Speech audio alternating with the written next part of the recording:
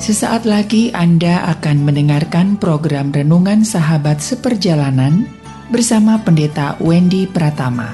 Selamat mendengarkan.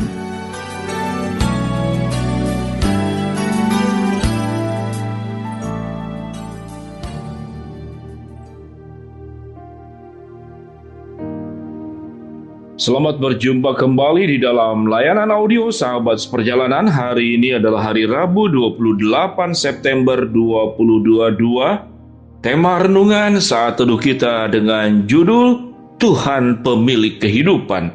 Tuhan Pemilik Kehidupan. Firman Tuhan terambil dalam Roma 14 ayat yang ke-8. Demikian bunyi firman Tuhan. Sebab jika kita hidup untuk Tuhan. Dan jika kita mati untuk Tuhan. Jadi baik hidup ataupun mati, kita adalah milik Tuhan. Mari kita berdoa. Bapa yang di dalam surga, kami ingin belajar melihat dan menghargai bahwa kehidupan ini adalah milik Tuhan. Dan kami ingin mengembalikannya juga kepada sang pemiliknya. Karena kami bukanlah pemilik kehidupan ini, karena kehidupan pada akhirnya akan terkembali kepada sang pemiliknya. Dalam nama Tuhan Yesus kami berdoa, amin. Shalom sahabat seperjalanan yang dikasihi Tuhan, Tuhan pemilik kehidupan. Ada satu kata-kata yang diucapkan oleh orang sombong, atau oleh orang yang tidak peduli, atau orang yang hidupnya sembarangan. Dia mengatakan, ini hidup saya, ini tangan saya, ini kaki-kaki saya, pikiran-pikiran saya, gimana gue aja, atau bagaimana saya saja.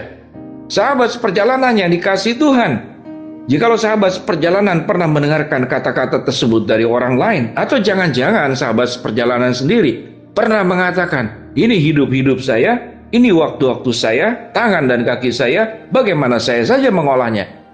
Sahabat seperjalanan, kalimat yang diucapkan, yang disebutkan tadi adalah seakan-akan bahwa dialah sang pemilik kehidupan.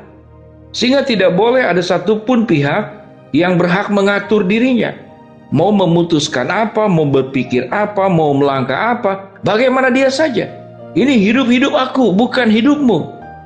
Sahabat seperjalanan yang dikasihi Tuhan, kalau kita pernah mengucapkan kata-kata seperti demikian terucap lewat mulut kita, maka kita perlu mendengarkan akan bagian firman Tuhan ini. Sebetulnya siapa sang pemilik kehidupan itu? Apa yang firman Tuhan katakan dalam Roma 14 ayat yang ke-8? Sebab jika kita hidup untuk Tuhan. Dan jika kita mati untuk Tuhan. Jadi baik hidup atau mati, kita adalah milik Tuhan. Sahabat seperjalanan yang dikasihi Tuhan, kita ini tidak pernah memiliki apapun. Jadi kehidupan yang kita punya sebetulnya, sang pemilik kehidupan itu adalah Tuhan sendiri. Kalau Tuhan tidak memberikan kehidupan kepada kita, kita tidak pernah akan menikmati yang namanya kehidupan di dalam dunia ini. Kalau Tuhan tidak berkenan kita ada di dalam dunia ini, terlahir ke dalam dunia ini, maka kita pun tidak pernah akan ada dalam dunia ini.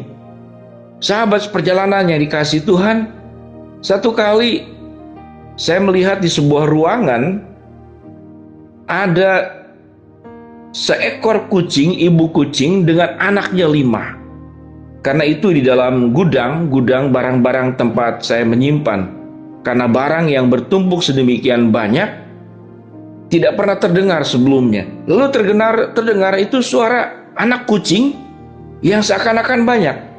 Sewaktu dicari, ternyata di sudut di belakang daripada tumpukan buku itu ada induk kucing yang sudah beranak dengan 5 anak kucing. Sahabat seperjalanan yang dikasihi Tuhan, karena jendelanya itu saya buka supaya ada udara di dalamnya.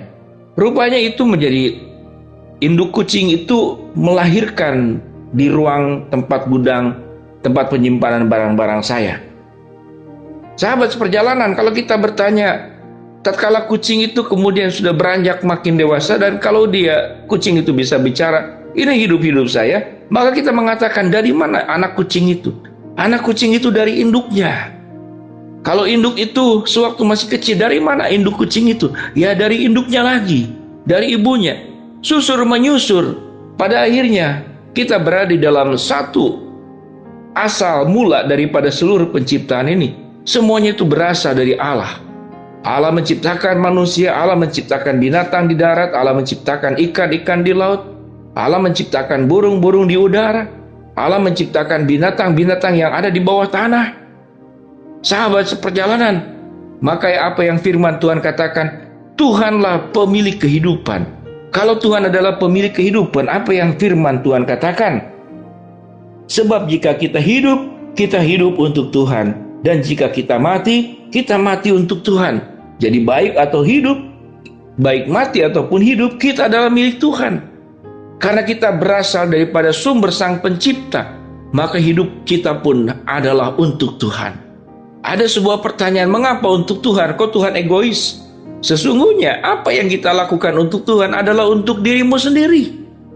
Untuk dirimu sendiri. Sahabat seperjalanan, orang sesombong-sombongnya punya handphone semahal apapun, iPhone yang terbaru sekalipun, kemudian baterainya itu mendekati habis, maka perlu di-charger. Perlu kemudian ada kembali kapasitas listriknya itu perlu di-charger kembali. Kemudian kita sombong, tidak mau. Apa urusannya? Ini iPhone saya, ini gadget saya, tidak perlu listrik. Apa yang terjadi? Yang terjadi adalah fungsi daripada handphone itu tidak pernah bisa digunakan kembali. Artinya, kalau handphone yang sederhana, alat-alat listrik yang kita punya, laptop yang kita punya, komputer yang kita punya, kalau kemudian tidak terkontak dengan sumber listriknya, maka akan mati dan tidak pernah akan berfungsi kembali.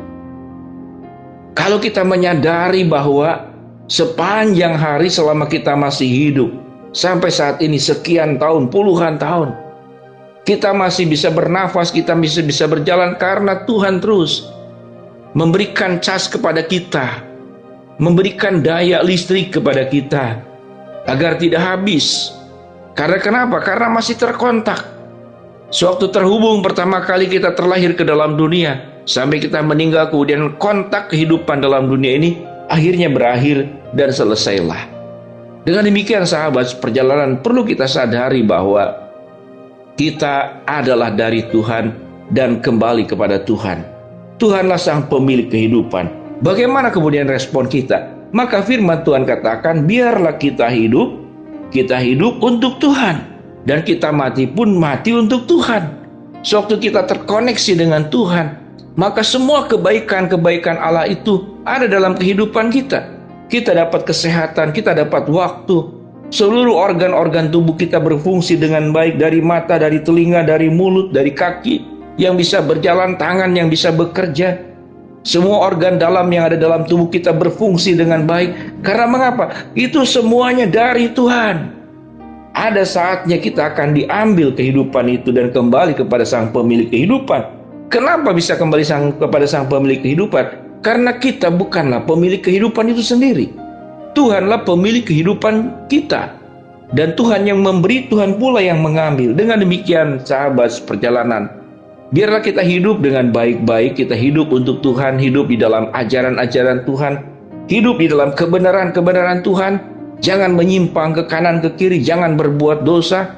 Muliakanlah Tuhan lewat kehidupanmu, kehidupan pribadimu, keluargamu, pekerjaanmu, dan dimanapun engkau berada. Ingatlah, Tuhanlah pemilik kehidupan kita.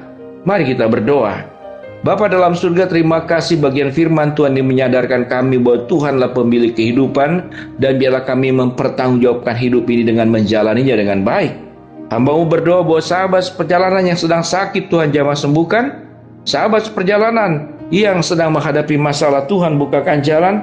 Sahabat perjalanan yang sedang berharap memohon sesuatu, Tuhan kabulkan sesuai dengan waktu, rencana, dan kehendak-Mu. Amin.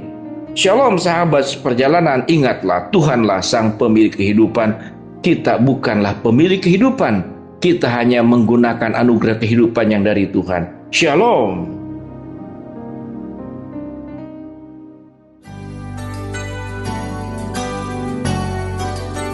Anda baru saja mendengarkan program Renungan Sahabat Seperjalanan bersama Pendeta Wendy Pratama. Terima kasih atas perhatian Anda. Tuhan Yesus memberkati.